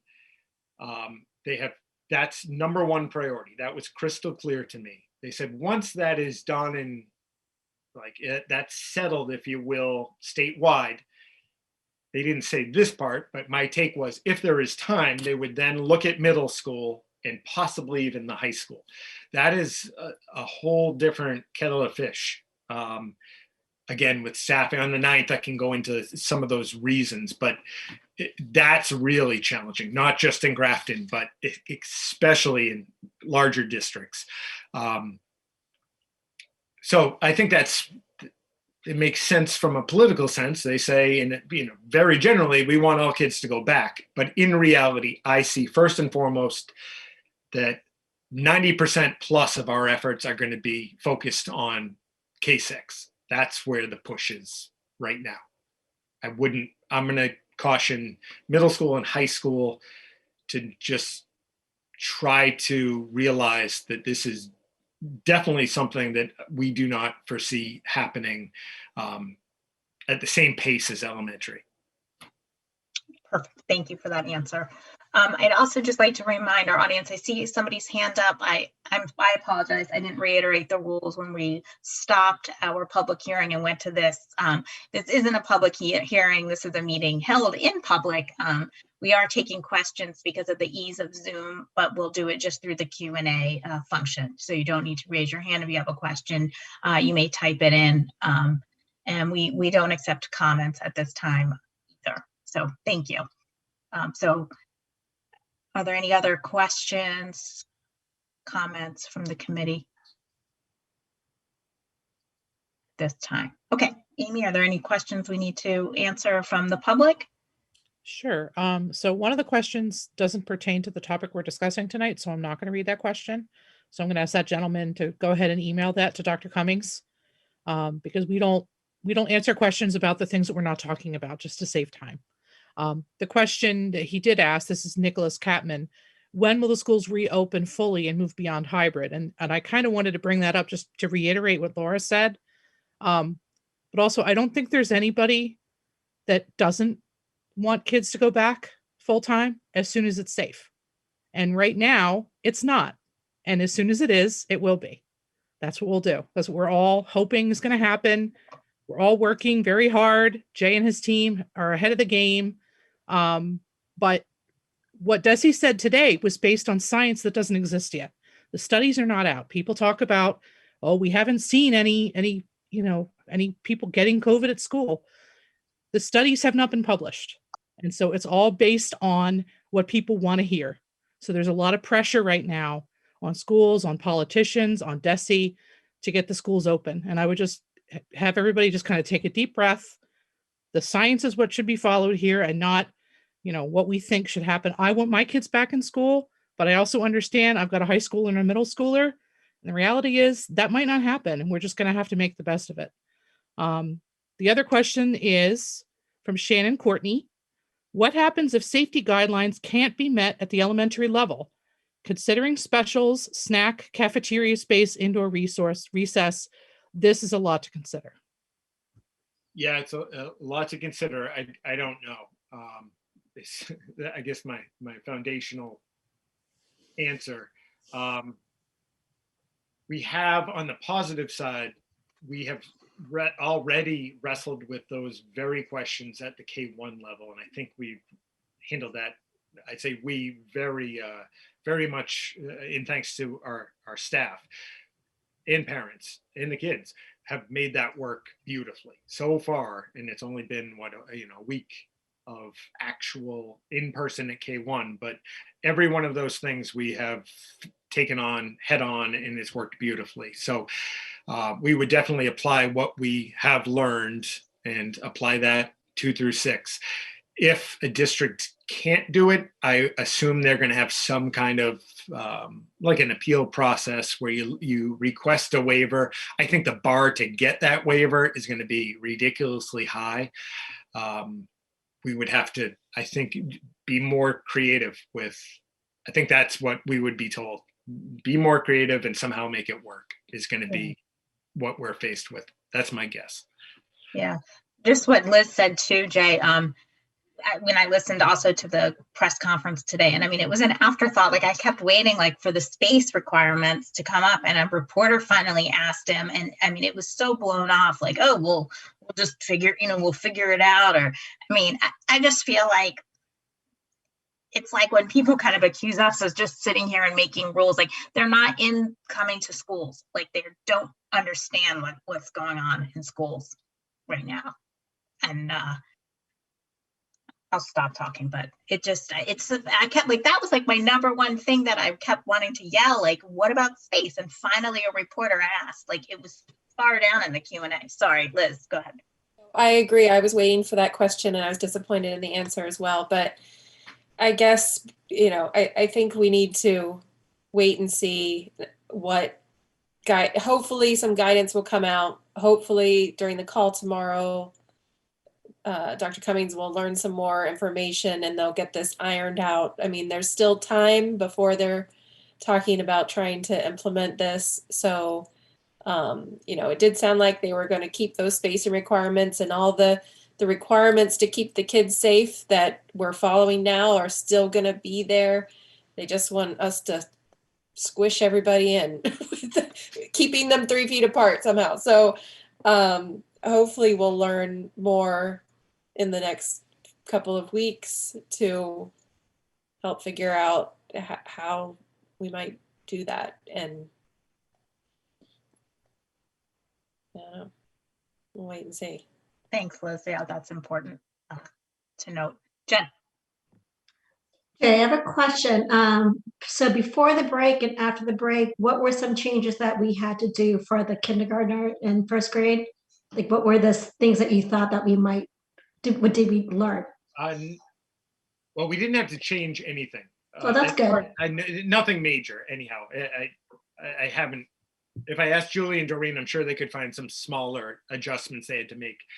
That went back to when we first did this at the K1 level and brought all students back. We purposefully had students start the week before the February break. The thinking was, let's go for 5 days and then figure out what's working, what isn't, and we'd at least have that vacation to work, to mix up classrooms, to do whatever we had to do. I'm not aware of anything of significance that we had to do. It's gone really, really well. Okay, well, that's good to know. Thank you. I was just curious. Can I just add on to that? Sorry, Jay. One of the reasons we could bring on without making a lot of changes is because our class sizes were already smaller and the space is bigger at those elementary schools. Is that correct? The classrooms are a little larger. Yeah, more the smaller class sizes. I mean, we have large classrooms comparatively at Millbury Street and the high school, for example. Right. And you typically have less furniture. It's never straightforward, but you're correct in that the small classes definitely helped. We generally want to have, I don't know what the average is, but 16 or 17 at first grade. That's a lot easier to work with than 22 kids, 23 kids in a classroom. Right. Okay, thanks. And they're tiny. That's what I was going to say. Madeline. Kindergartners and first graders get smaller every year. Oh, they are little people. Yeah. I think that does contribute somewhat to it. That's what my daughter said this evening when I was telling her about this. She said, "Oh yeah, well, they're tiny, they're little." And their chairs are small. Well, not some of them. Anyway, okay. Lots to think about and to do, I guess. Any other questions on the district update? Thank you for kind of, I guess, pivoting midday on your presentation for the late breaking news tonight. It's nice that we had this meeting so we could kind of directly answer some questions. And then we'll just keep updating people as we have been. And kind of what Liz was talking about is, of course, we're continuing to work. We'll keep our staff safe, our kids safe, bringing everybody back. We'll do it in the most, safety conscious way we can, as we've been doing all along. It's a new challenge, and I know this team can bring it. So, thank you. All right, moving on. So future agenda schedule planning. So we had some spaces because we had kind of did our schools came in earlier than normal. Our budget season was a little wonky this year. So the next couple weeks, we're going to hear from our remote learning, which I think will be great. Obviously, next week, we're going to have to potentially look at the calendar again. And then also the plan for the future. Also, I'm kind of jumping, but it sort of just came up and it might be good to talk there. In correspondence this week, we'll discuss it, but we got 2 letters from concerned citizens regarding the MCAS, and if we would be interested in considering a resolution, kind of joining. I think there's about 28 other school districts who have joined to kind of pass on or kind of encourage to cancel MCAS this year. So if we want to, we can add that to, I'd like to do it sooner rather than later if there's interest in the committee to discuss if we want to put together or sign on to that resolution. Sounds like it would be a good idea to put on our agenda. Yeah, I agree. At least have the discussion for sure. So that'll be great. So we'll add that. We'll want to do that, I think, sooner rather than later. I mean, time's ticking, as Rahul kind of alluded to. One thing, I feel like the federal, I think there's been a lot of news that, I mean, President Biden has come out in support of testing. So, but I think it'll be good. So we'll add that to the next agenda item. Also, Liz, you had brought up fees. I was super confused. I'm no longer confused. We've added it to the agenda, I think, for the second meeting in March, which works out, I think, for the budget. I was thinking because we had already voted that we had fees, we didn't need to talk about it again, and we would just kind of get the number recommended. But if we're changing them, we do need to vote on them. And that's why we hadn't talked about transportation fees, because we haven't changed them over the years, at least since I've been on the committee. So I was confused. Now I'm not. It's on the future agenda. And we'll have another discussion of fees. So thank you for that.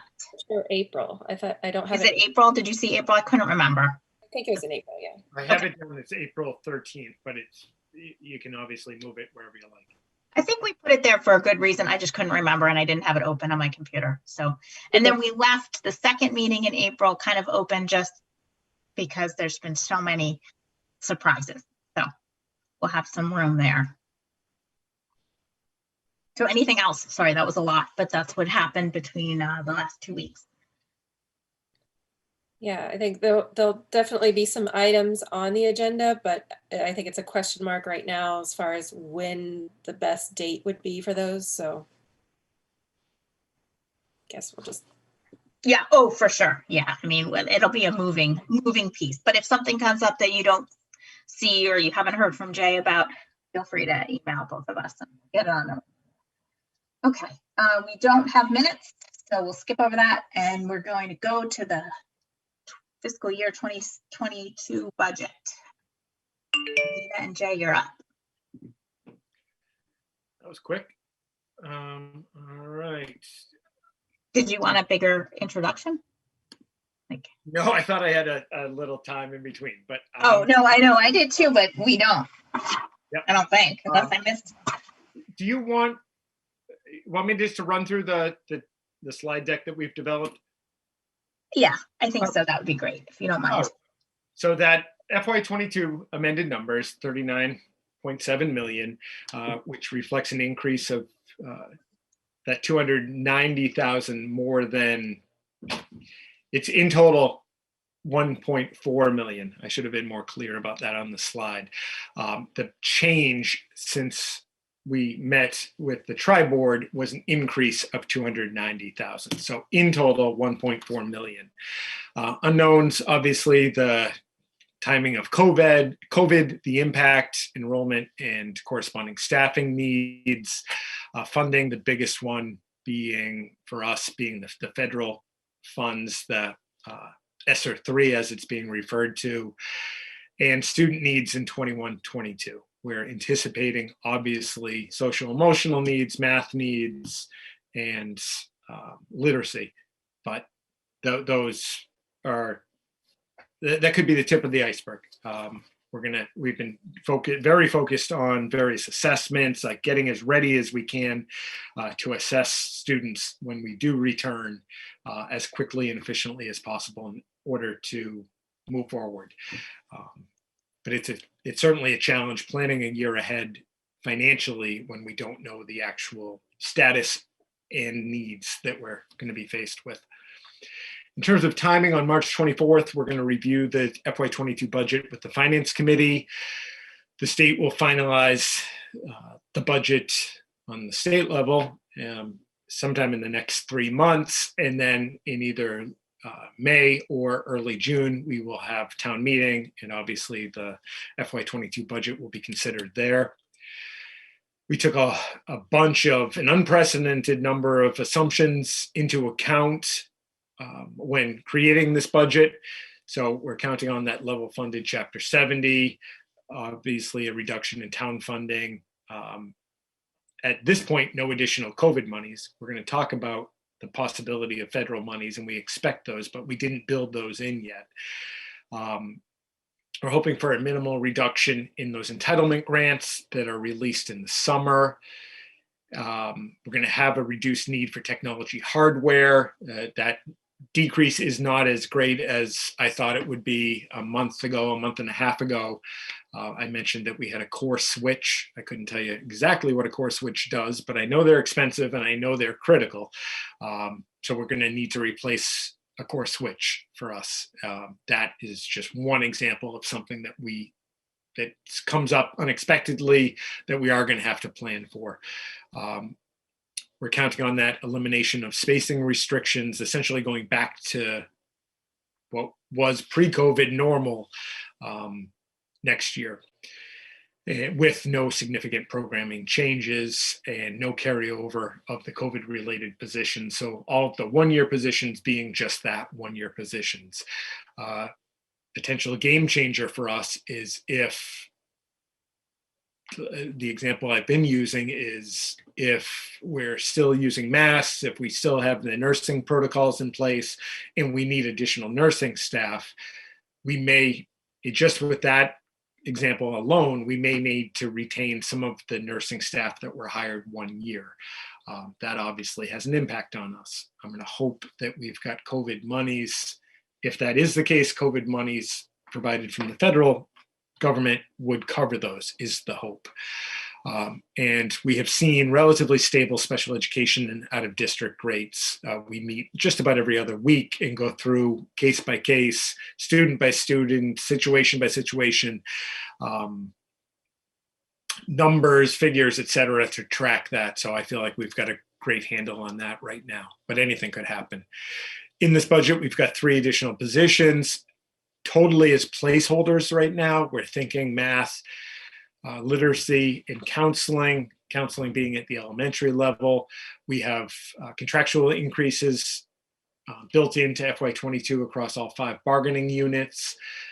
We're counting on 0 additional paraprofessional positions and continuing the work that we were doing before COVID in terms of maximizing the use and efficiency of the positions that we do have and doing our best to provide better services without adding additional positions. And we're anticipating projected enrollment will be along the lines of what we've been seeing over the past few years and in line with NASDAQ projections going forward. Variables, the town and the state budget, town less so right now, but if good or bad, we get surprising news from the state, that could obviously affect the town as a whole and the school department. The entitlement grants I've talked about, as well as the costs and staffing needs. So we are applying the best thinking we have to the FY22 budget with the thinking of leaving as much flexibility as possible to shift as needed as we move forward.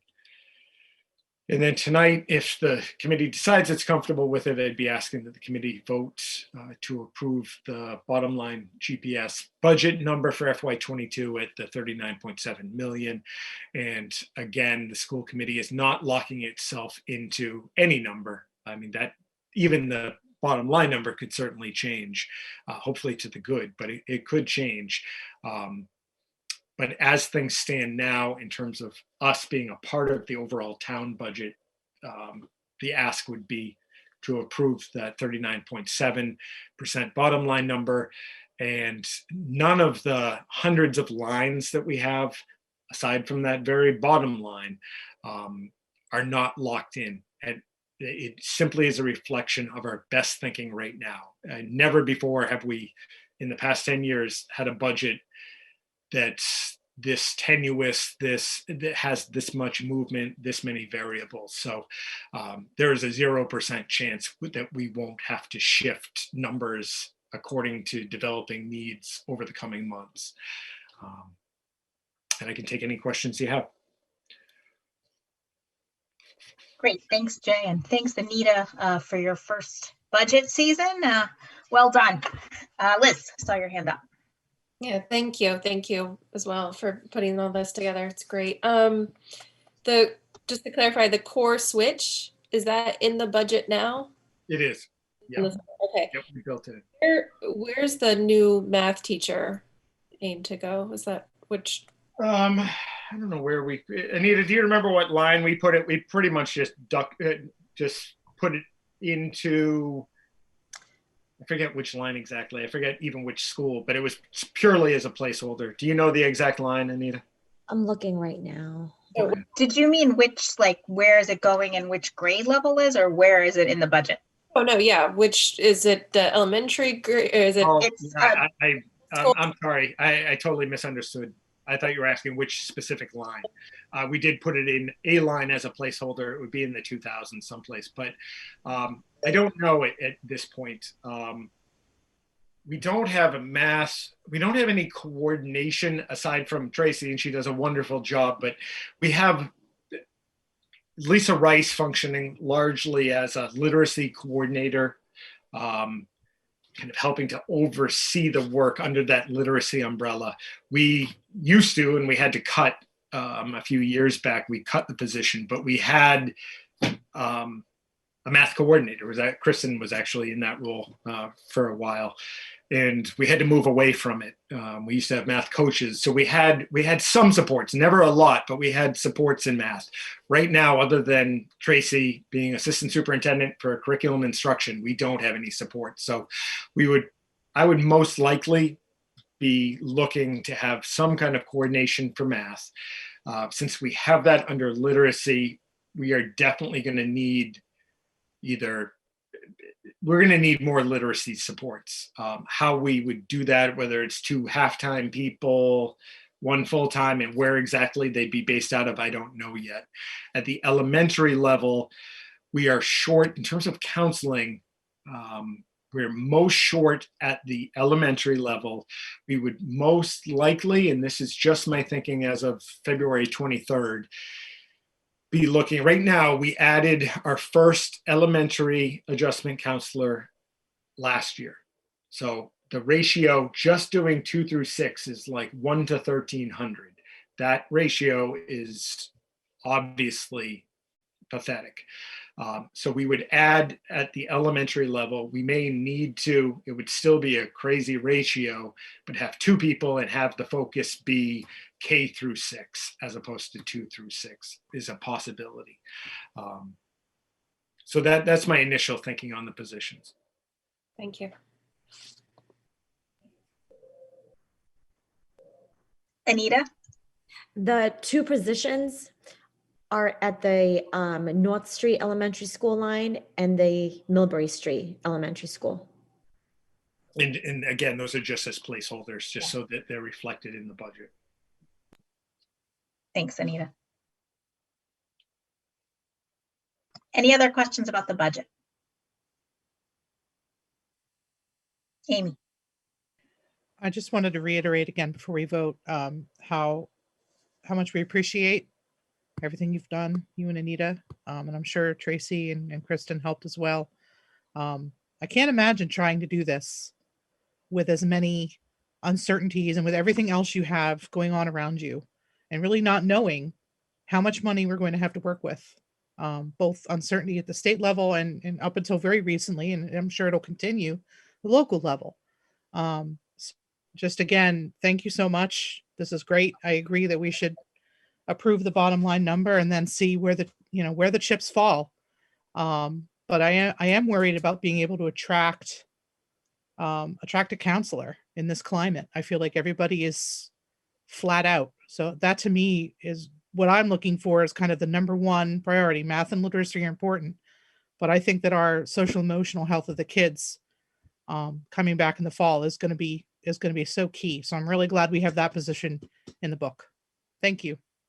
Well, thank you. Yeah, Anita picked a tough year to have her first school department budget. She's worked tirelessly. Kristen has such a great handle on all of the HR pieces, as you touched on. It's just we have so many people doing so many different things. It's wild. But those two have done yeoman's work, and I talk a lot and maybe get the credit on the good days, but they've done the bulk of the work. I think you've all worked really, really hard. Amy? Well, if there's one thing that I understand, it's that a good leader surrounds himself with very smart people who know more than he does. And you've possibly assembled the best team in the area. So congratulations, Avengers. Yeah, they are great. I don't know if they know more than me on most days, but they are terrific people. I'm just going to let that go as my gift to you, Jay. Okay. Any other questions about the budget or comments? Great. All right. Well, then I will entertain a motion. I'll make a motion to approve the FY22 budget of $39,707,473. Second. Motion made and seconded. Any further discussion? Hearing none, this will be a roll call vote. Jennifer Conley? Jennifer Connolly, aye. Amy Marr? Amy Marr, aye. Liz Spinney? Aye. Rahul Rati? Rahul Rati, aye. Laura Often, aye. Motion carries 5-0. And again, thank you everybody for all of your work on the budget. It's much appreciated. And the budget is live on the website, Jay, right? It is, correct. It is. Right on the front page, yep. Great. And we didn't have any questions at our public hearing, but of course, if anybody has any questions, they're welcome to email Jay, and he can help. Awesome. We have a warrant. We do. I move the committee approve warrant number 35, dated February 25th, 2021, in the amount of $210,215.15. I hear a motion. Do I have a second? Second. Motion made and seconded. Any further discussion? All right, hearing none. Jen Conley? Jennifer Connolly, aye. Amy Marr? Amy Marr, aye. Liz Spinney? Aye. Rahul Rati? Aye. And Laura Often, aye. Motion carries 5-0. All right. I'm gonna check in with, before we move on to policy, Annabelle and James, do you have any, just in case policy goes long as it sometimes does, do you guys have any updates for us? Not much going on right now other than spring sports just started yesterday. Great. That's been exciting to see. Annabelle, anything you want to add? No, I think that's about it. That's pretty much all that's happening. Yeah. How's the pulse at the high school? I know it's probably hard to kind of see with masks and not being able to really be as social as you are in the past, but are you getting any questions or? I'm not really receiving any questions, no. I think we're all just getting through it into the summer. Yep. I think that's the quote of the year. We are all just getting through it. All right. Well, I will certainly let both of you go. You're most welcome to stay as well. I don't know if you have any questions about our policies. They're all about the superintendent and kind of the admin team. Nothing that really affects students directly, I don't think. But let me know if you have any questions. Otherwise, it's great to see you both, and we'll see you in 2 weeks. Thank you. Thank you. Thank you so much. Bye. Good to see you. All right, and then Liz, are you ready? Do you want to share your screen, or do you want me to? Sure. You did such a good job last time. I'm gonna. Okay. I just, first I wanted to, I just want to make sure that everyone was able to see the edits that were made. Make sure that none of these were a surprise or anything. I wasn't sure if the Google Doc reflected the all of the changes that were made to all of these. They should have. I saw you added a couple last minute, but it should. They should have been all below in track changes. Because when I looked, I couldn't see it, and I couldn't open up the CCB line of staff one. Yeah, so I'm not sure, there was a little Yeah. bit of miscommunication, but it's all below. So if you saw, I set it up with page numbers, and if No, it didn't even open. It wouldn't even open. I got like an error but saying. you shouldn't have had to open it. So if you Oh, want to pass on that okay. one, we I certainly don't can, know. but maybe Liz, you can start. There was a little bit of drive issues going on and word edits. We have to kind of figure out our Google process a little bit, but it should be okay. And if not, we pass on until the next meeting. Nothing is urgent.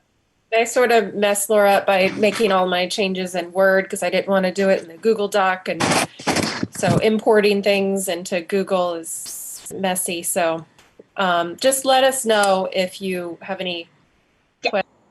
And there's no like big policy edits. But anyway, if you need more time, we're happy to bring it back. Anyway, I'll stop talking again. No, but I agree. And okay, so the first policy that we were talking about tonight was CCA. That's not what you have in front of you, because what you have in front of you is the district org chart. And the reason we're bringing this up is because we were actually, the policy committee wanted to take this out of our policy, because out of our policies, we weren't really sure why it was within our policies to begin with. And one of the things that we're trying to do is clean up some of our 288 policies that we have under the school committee, so that we can actually focus on the ones that we need to be focused on, and making sure that all of those align with our purpose and the goals of the district. So to try to do a better job of that, we're trying to clean some of this up. This the org chart that's there right now, and I can bring that up if you want, but it did not accurately reflect the current organization of the district, and this org chart is what was presented to us by Dr. Cummings and Kristen, and this reflects the actual organization of the district, and the recommendation was just to put this on the district website rather than as part of our school, out of our policies. So any questions about that?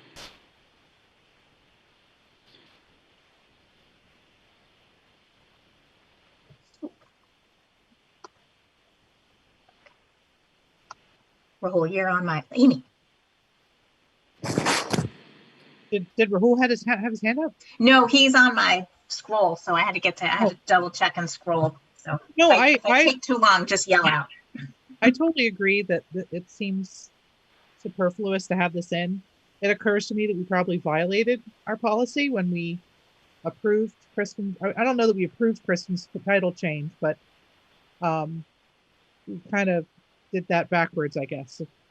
If her title was a certain way, I don't know. But I do agree that something like this it's not policy. It's informational. Yeah. So we do think it's valuable information to have, and people would want to see what the organization, people in the town and everybody, but it should just be placed somewhere on the website. And it's not really under our purview who Director of Technology has reporting into them first, that's under Jay. And so excellent. So I will entertain a motion then to remove this as policy. So moved. Second. Motion made and seconded to remove the organizational chart for the Grafton Public Schools as policy. Any further discussion? All right, hearing none, this will be a roll call vote. I just had a quick question. Yeah. Is this a first reading or is this just going to go away? This is just going to go away. Okay. Yep. It's no longer going to be a policy, and it's an org chart, which I don't think we even need to approve as a school committee. We don't approve that the custodians report to a custodial supervisor. This is kind of out of our jurisdiction. I'll take a roll call vote. Right, were we seconded? Yes. Yep, thank you. Jen Conley, Jennifer Connolly, aye. Amy Marr, Amy Marr, aye. Liz Spinney, Aye. Rahul Rati, Aye. and Laura Often, aye. Motion carries 5-0. Thank you very much. All right, and Jay, I think we discussed, you and Kristen can figure out where this should belong. Probably under HR, I think, or district or superintendent or lots of places. Okay. So can I put CDR on my screen? Or Not does- yet. Okay, I have to change the share. Let me do that. Yeah. Yeah, this was tricky because it was I couldn't. I think I have to stop it and go back. Okay. 1 second. Do you want me to kill time? No, I'm just kidding. Just kidding. All right. So I'm skipping to this one because this is another policy that along the same line. This is under the purview of the superintendent. He sets up these administrative teams, and so it really didn't make sense with the policy committee thought for us to even have it as a school committee policy. The MASC doesn't have it anymore as one of their policies, so we're recommending moving this one as well. And I can scroll down if people need to look at it. So you can ignore the edits, those were initial edits, but when we talked about it, we decided as a whole, there was nothing in here that needed to be part of the school committee's policies.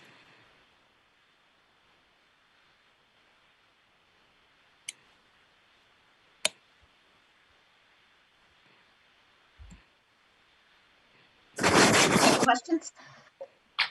I'll let you take it from here, Laura. No, sorry, Liz. I was like, I'm like, oh, they're waiting for me to ask for questions.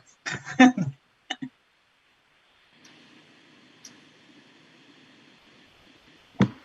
have a question. Are we going to keep it somewhere on whether it's on our website somewhere, or something for Jay, or is it going to just go away totally?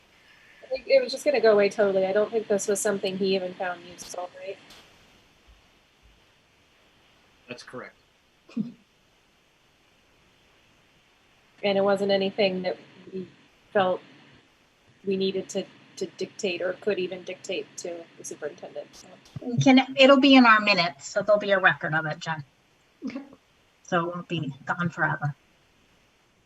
And I never delete things from my computer, so. Same. Yeah.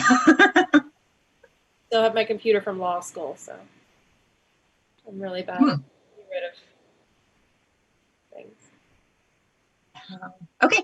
Any other questions? I'll take a motion to eliminate policy CDR administrative team guidelines. I make a motion to remove the CDR administrative team guidelines from policy. Second. Motion made, seconded. Any further discussion? Hearing none. All those in, oh gosh. Wow. How long have I been doing this? And I'm messing this up every time tonight. Roll call vote. Jennifer Conley. Jennifer Connolly, aye. Amy Marr. Amy Marr, aye. Liz Spinney. Aye. Rahul Rati. Already aye. Laura Often, aye. That's why I do it in the same order every time. And tonight I keep going like, Jen Conley. Anyway, motion carries 5-0.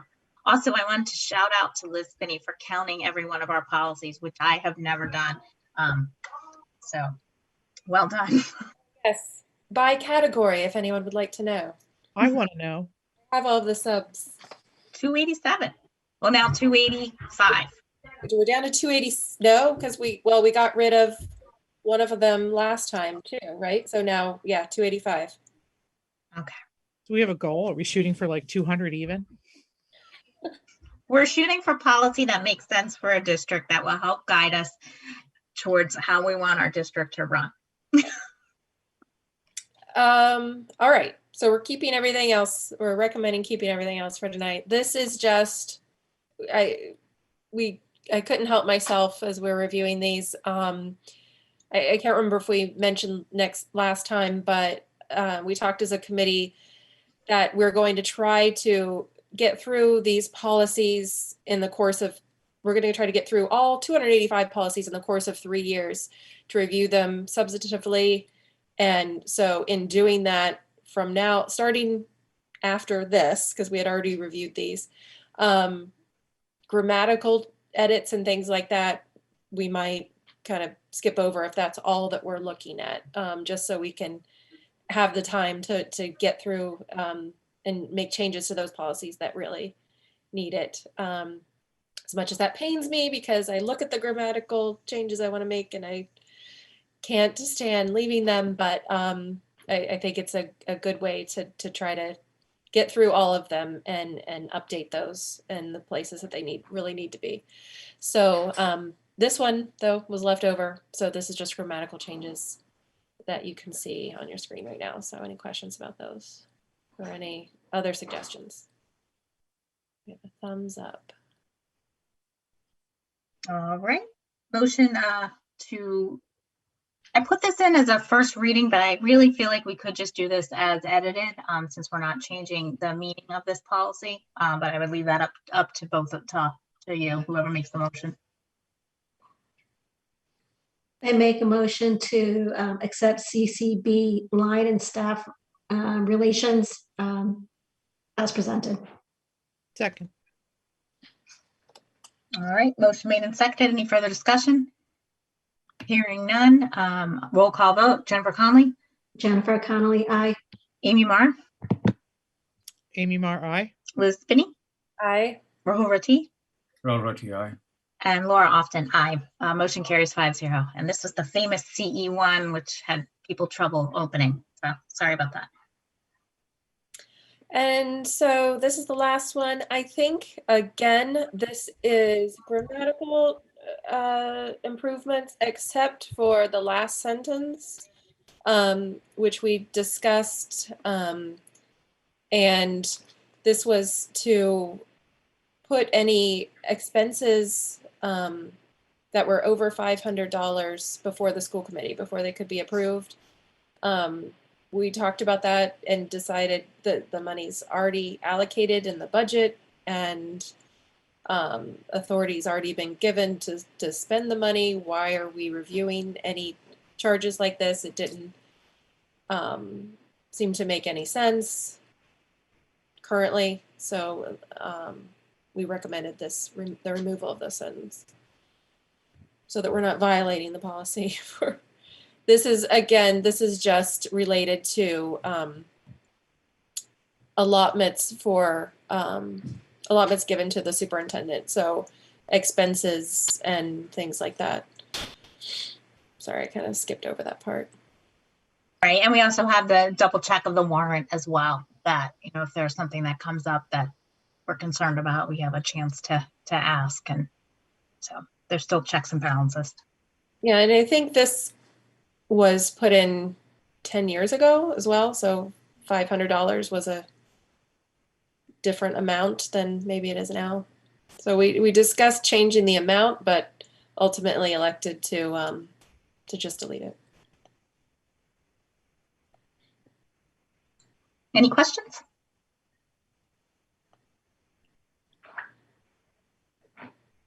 Okay, hearing none. I'll take a motion. I put this one in as a first reading as well, because I think we did have the change about the money. So, but I'll defer to the committee on that one. I make a motion to accept policy CE1, administrative councils, cabinets and committees as presented. Second. Motion made, seconded. Any further discussion? All right, hearing none. Roll call vote. Jennifer Conley. Jennifer Connolly, aye. Amy Marr. Amy Marr, aye. Rahul Rati. Rahul Rati, aye. Liz Spinney. Aye. And Laura Often, aye. Motion carries 5-0. Thank you, Liz. Great job. And thank you to the committee. All right, member reports. edit. I think, well, I've already sent the edited versions to you, so you have them, right? Yeah. I can clean them up and send them to you to. That'd be great. Yeah, if you want to do that, that'd be terrific. And then I can get them over to Lynn to put on the website. Absolutely. Thanks. Do we have any member reports? Amy? Nothing? Just kidding. Nope, not a thing. All right. Well, I don't know, this is sort of a pre-member report, but I had the opportunity, I got invited to do a community reading day for North Street School. I got to record my video with the wonderful Bob DeToma over break. I think it's March 1st is community reading day, so it'll be shown then. And I'm always excited to be invited to do that. And I read a childhood favorite called Hippo Jogs for Health of the Sweet Pickles fame, a great book from the 1970s. And I was super happy to hopefully introduce a whole new generation to the Sweet Pickles. So it is live on the Grafton Community TV site, if anybody wants to hear a good story from my childhood. So I appreciate the PTG for inviting me. It's always one of my favorite things to do. So I did that over a break, I think. Okay, any other member reports? No, excellent. So correspondence, I mentioned this earlier, but I'll make it official. I'll send it to Debbie, so it'll be in our minutes. We got two in the same letter from Kelly Yellen and Leora Brom, basically asking us to pass a resolution to suspend the MCAS 2021. I won't read the whole letter out, but we'll include it in the minutes. And we already agree that we'll discuss this at our next meeting. So I'll let both Kelly and Leora know that that's what we'll be doing. I did acknowledge their letter. I don't know if everybody got it, but I forwarded it to all of you as well in advance. So thanks for reaching out to us. We do need to go into executive session tonight. So may I have a motion to enter into executive session?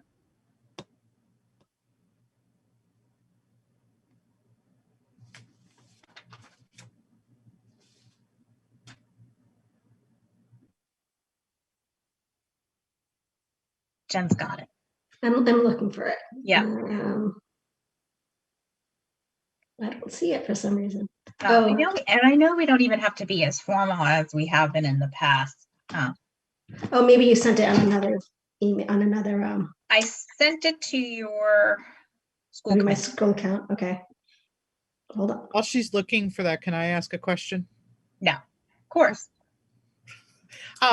So I guess it would kind of be something under correspondence, but would it be in order for the committee to send a letter of welcome to our new town administrator? Oh, that's such a nice idea. I love that idea, Amy. Do you want to draft something? Sure. What does the rest of the committee think? I think that'd be nice. Yeah, I think that would be great. I was thinking, I was like, oh, should we invite him? But it's like, he's got a lot of meetings. A lot of meetings. And this would be like the one Tuesday he doesn't have a meeting. So that's such a nice idea, Amy. Okay, cool. I'll something and send it around. Yeah, that's awesome. Thank you for thinking of that. All right. I'm ready, Laura. Awesome. All right, so I move that we go into executive session, reasons under Mass General Law, Chapter 38, Section 21A, to conduct strategy sessions in preparations for negotiations with non-union personnel, or to conduct collective bargaining sessions or contract negotiations with non-union personnel, and to reconvene in open sessions only for the purpose of adjournment. Second. All right, motion made and seconded. This will be a roll call vote. Jen Conley. Jennifer Connolly, aye. Amy Marr. Amy Marr, aye. Liz Spinney. Aye. Rahul Roti. Rahul Roti, aye. Laura Often, aye. Motion carries. As Jen mentioned, we will only reconvene in open session to adjourn our regular meetings. So good night, Grafton. Thank you so much.